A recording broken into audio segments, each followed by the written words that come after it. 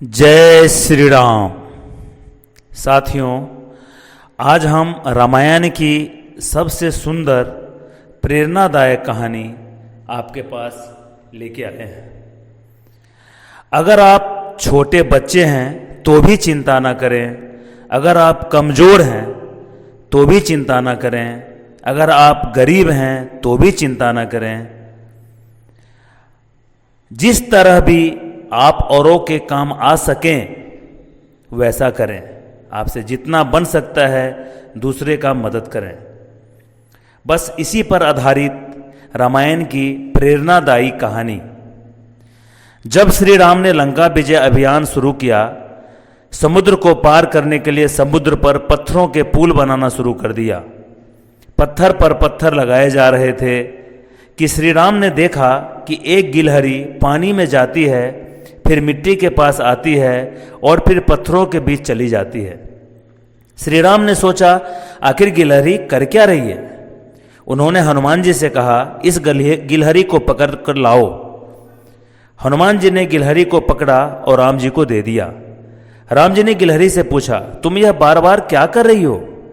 मैं समझ नहीं सका। तुम पानी में जाती हो, फिर आकर मिट्टी में लोट-पोट हो जाती हो।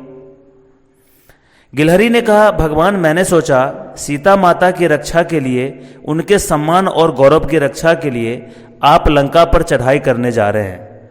बानरों की सेना आपके साथ युद्ध में शामिल हो रही है, इसलिए मैंने सोचा कि मैं भागीदारी बनूंगा। मेरे पास कुछ और हेल्प करने के लिए तो नहीं था, क्योंकि इन पत्थरों को उठाने की शक्ति मेरे में नहीं है। तब मैंने सोचा कि इन पत्थरों के बीच की खाली जगह मैं मिट्टी से भर दूं, ताकि आपकी सेना जब इस पे गुजरे तो पत्थर उनके पांव में ना चुभे। भगवान श्री राम ने गिलहरी को कहा, तुम महान हो, लेकिन एक बात बताओ, यहाँ इतनी बड़ी सेना के बीच आप बार बार आ रही हो, जा रही हो, अगर किसी के पांव के नीचे मर गए तो?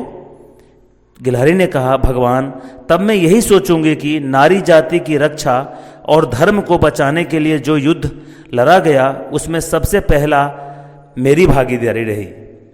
तब श्री राम जी ने खुश होकर गिलहरी की पीठ पर स्नेहपूर्वक उंगलियां चलाई, अपना हाथ फेरे। वही हाथ फेरे हुए आज भी गिलहरी के पीठ पे दिख रहा है, जो हम लोग देखते हैं। और श्री राम ने कहा, लंका विजय में सबसे बड़ा तुम्हारा सहयोग है। अगर आप छोटे हैं तो यह मत सोचिए कि आप कुछ नहीं कर सकते। आप जितना कर सकते हैं उतना करें। जो औरों के वक्त बेवक्त में काम आता है, उसका वक्त कभी बेवक्त नहीं आता। जो दूसरे के लिए आहुति देता है, ईश्वर के घर से उसके लिए आहुतियाँ समर्पित होती है।